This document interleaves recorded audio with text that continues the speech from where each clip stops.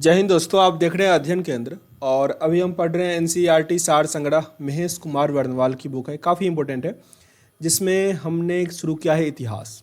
प्राचीन इतिहास आपका कंप्लीट कर लिया है। अभी चलेगा हमारा आधुनिक भारत का इतिहास, फिर हम मध्यकालीन भारत भी कंप्लीट कर लेंगे।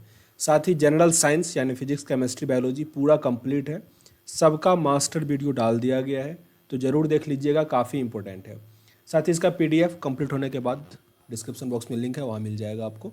तो आज जो हमारा एक्सरसाइज है वो है यूरोपीय कंपनियों का आगमन। साथ ही प्रत्येक वीडियो में हम एक लेसन कंप्लीट करेंगे, जिससे हो सकता है कि कोई एक्सरसाइज काफ़ी या कोई वीडियो काफ़ी बड़ा हो, कोई छोटा हो, तो थोड़ा देख लीजिएगा।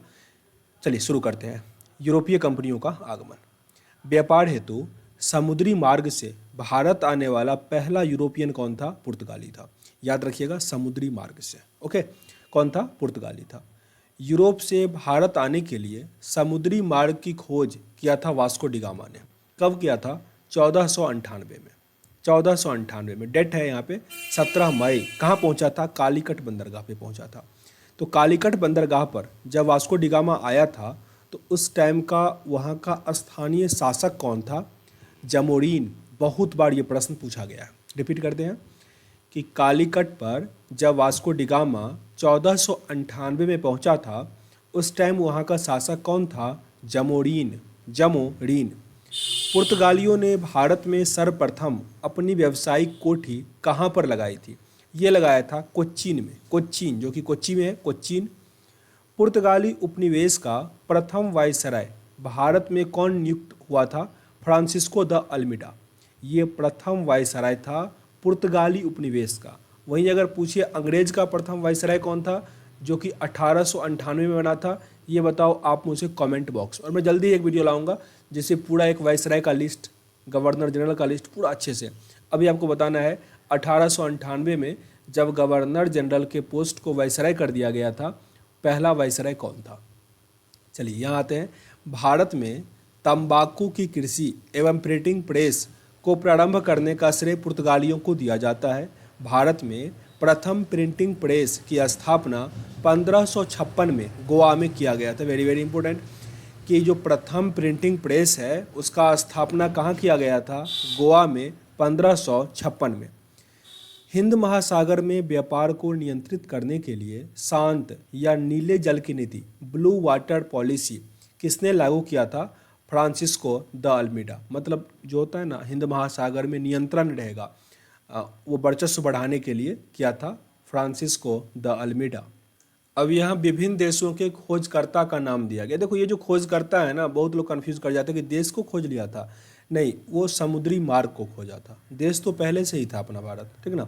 ऐसा थोड़ी था 1498 से ही सब कुछ शुरू होता है। उससे पहले मौर्य साम्राज्य, ढेर सारा पढ़े हुए हम लोग। तो वो समुद्री मार्ग को खोजा था। आगे आपका दिया गया यहाँ पे वास्को डिगामा जो है वो भारत का खोज, Columbus America, captain James cook Australia. पहले इसे नहीं पूछता था पर अभी से पूछता है। कैप्टन जेम्स कुक ऑस्ट्रेलिया, तस्मान, ये तस्मानिया और न्यूजीलैंड। इन्होंने तो नाम ही रख दिया, तस्मान ने खोज किया तो इसका नाम रख दिया तस्मानिया और न्यूजीलैंड। ये न्यूजीलैंड कहाँ पे है? तो ये मिलेगा आपको ऑस्ट्रेलिया के बगल में। ऑस्ट्रेलिया के थोड़ा अगर आप ईस्ट जाओगे, साउथ जाओगे, तो वहाँ मिलेगा आपको न्यूजीलैंड। फिर है बर्थोलोमियो डियाज। इन्होंने केप ऑफ गुड होप, एक द्वीप जैसा है, उसको खोजा था।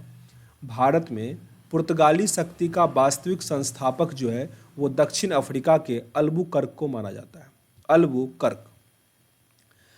किस वायसराय के काल में गोवा को पुर्तगालियों का औपचारिक मुख्यालय बनाया गया था? Nino da Cunha. Nino da Cunha को पुर्तगालियों ने हिंद महासागर क्षेत्र में व्यापार पर नियंत्रण स्थापित करने के लिए कार्टेज आर्मेडा काफिला पद्धति प्रारंभ की थी। क्या था? कार्टेज आर्मेडा काफिला पद्धति। पुर्तगालियों के पश्चात भारत में व्यापार करने आए थे डच। ये कहाँ के निवासी थे? हॉलैंड के थे। वर्तमान में हॉलैंड का नाम जो है वो नीदरलैंड, जिसकी राजधानी कहाँ पे है? एम्स्टर्डम है। याद रखिएगा, डच, ये आपको एक तरह से याद करना पड़ेगा। जैसे कि पहले पुर्तगाली आया, उसके बाद डच आया, तो ऐसे पूरा सीक्वेंस से आपको पूरा, जैसे इतिहास में पढ़ते थे कि कौन सा वंश किसके बाद आया था, वैसे पहले पुर्तगाली फिर डच। अब यहाँ पे एक लिस्ट दिया गया है विदेशी कंपनियों का आगमन। याद रखना, देखो यहाँ पे आपको पुर्तगाल के बाद यहाँ ब्रिटेन लिखा है, ठीक ना। अभी हमने ऊपर कहा कि पुर्तगाल के बाद डच था, आपको डच ही टिक करना है, ठीक ना। पुर्तगालियों के बाद डच ही क्लिक करना है, मतलब एग्जाम में जो है वो डच कीजिएगा फिर ब्रिटिश कीजिएगा, क्योंकि लूसेंट में भी यही दिया गया था, पुर्तगाली के बाद डच। ओके। और ये जो ईस्वी है ब्रिटेन का 1600 ईस्वी में और ये 1602 में, तो इन्होंने अपना वो कोठी जो है ना वो स्थापना किया था इस ईस्वी में। ओके। तो पुर्तगाली, फिर डच, ब्रिटिश, डेनिश, फ्रांसीसी और सबसे लास्ट में स्वीडिश। स्वीडिश में वही नॉर्वे सब जो देश है वो सब मिला के स्वीडिश था। तो पहला कंपनी जो है वो पुर्तगाली ईस्ट इंडिया कंपनी था, पुर्तगाल से आया हुआ था, 1498 में आया और ये कोचीन में आया, प्रथम फैक्ट्री कोचीन में लगाया। अंग्रेज East India company, the governor and company of merchants of London trading into the East Indies, मतलब ईस्ट में जो भी कंट्री था उसमें वो व्यापार करने के लिए आया हुआ था, ब्रिटेन से आया था 1600 ईस्वी में। सूरत में इसने अपना पहला कंपनी लगाया था। United east India company of Netherlands, ये हॉलैंड का था, 1602 में कंपनी लगाया मसूलीपट्टनम में। Danish east India company, Denmark, ये श्रवणकोर में लगाया अपना कंपनी और ये 1616 में आया था। और फ्रांसिस ईस्ट इंडिया कंपनी जो कि फ्रांस से आया था, 1664 में आया, सूरत में ही ये अपना फैक्ट्री लगाया था। यूरोपीय शक्तियों में भारत में पुर्तगाली कंपनी ने सर्वप्रथम प्रवेश किया था। भारत में सबसे अंत 1961 में यही गए थे, मतलब जो सबसे पहले आया था वही सबसे बाद में गया। मतलब ये आया कब, 1498 में आया और गोवा वाले प्रांत को वो छोड़कर कब गया, 1961 में। तो ये प्रश्न काफ़ी बार आता है कि जो पुर्तगाली थे वो भारत कब छोड़ा या गोवा को कब आज़ादी मिला, तो 1961 में, ठीक ना, ये याद रखिएगा, पूछा जाता है। अच्छा एक चीज़ और, मतलब जैसे मैं बोलता हूँ ना तो कुछ कुछ ऐसा टर्म मेरे से भी होता होगा कि वो आपको इरिटेटिंग लगता होगा, मैं अधिक बार रिपीट कर देता हूँ, होऊंगा खुद पता नहीं चलता। तो अगर ऐसा कोई वर्ड है ना या कोई सेंटेंस में ऐसा बोलता हूँ तो वो कमेंट बॉक्स में ज़रूर लिखिएगा ताकि हम उसको सुधार करें, क्योंकि मैं भी किन्हीं का लेक्चर देखता हूँ तो पता चलता है। तो आप लोगों को अगर ऐसा पता चलता है तो ज़रूर बताइएगा ताकि हम अपने अंदर सुधार करें। आगे है, किस यूरोपीय शक्ति द्वारा भारत में मसालों के निर्यात के स्थान पर कपड़ों के निर्यात को प्राथमिकता दी थी? ये डचों के द्वारा दिया गया था। जो भी शक्तियाँ थी यूरोप की वो मसालों पे अधिक फोकस किया था, लेकिन डच जो था वो कपड़े के निर्यात को अधिक प्राथमिकता दिया था। भारत के साथ व्यापार के लिए सर्वप्रथम संयुक्त पूंजी कंपनी किसने प्रारंभ किया था? डच ने। डच। वर्ष 1759 में वेदरा का युद्ध में दो यूरोपीय शक्तियां टकराई थी, एक तो डच और अंग्रेज। इसमें कौन जीत गया था? अंग्रेज जीत गया था और इससे इसका जो मनोबल था ना काफ़ी बढ़ गया था। लंदन में ब्रिटिश ईस्ट इंडिया कंपनी के गठन के समय भारत का सम्राट कौन था? भारत का सम्राट था इसमें अकबर।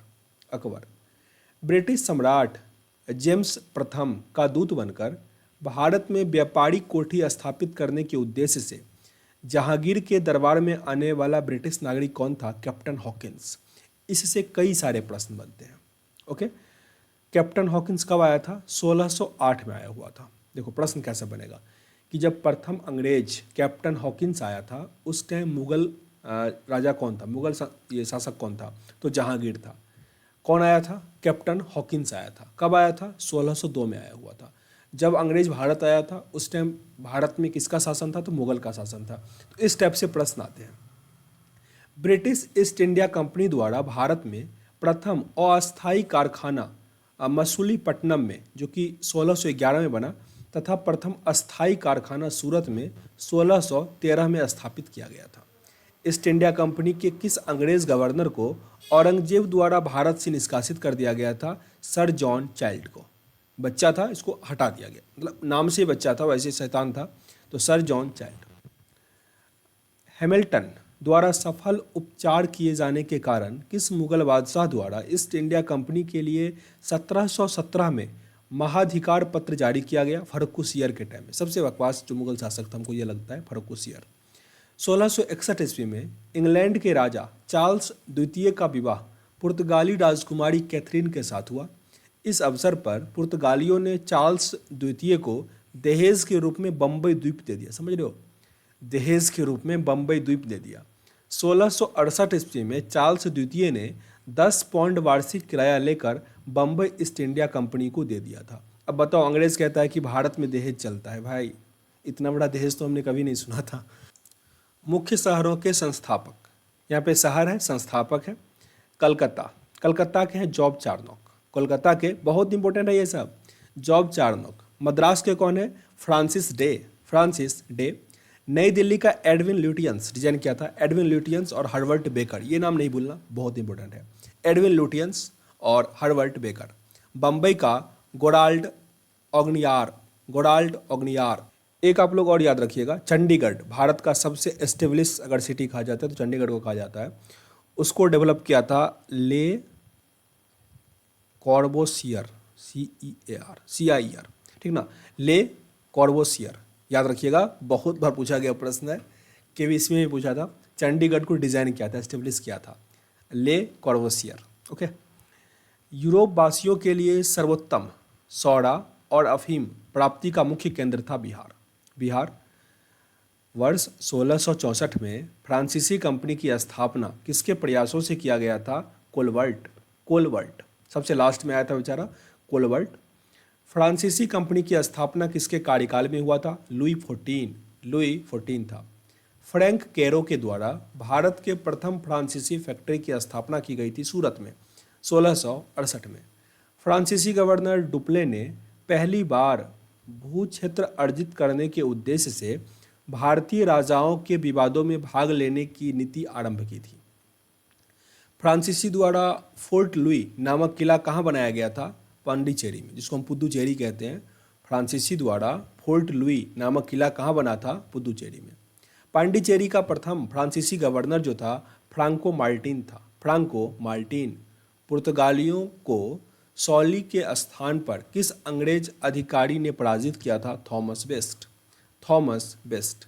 वांडीवास का युद्ध में अंग्रेजों ने किसे पराजित किया था? फ्रांस। ऊपर भी जिक्र किए थे कि वांडीवास का युद्ध जो था उसमें अंग्रेज और फ्रांस के बीच युद्ध हुआ, जिसमें फ्रांस को अंग्रेजों ने हरा दिया। कब हुआ था? 1760 में।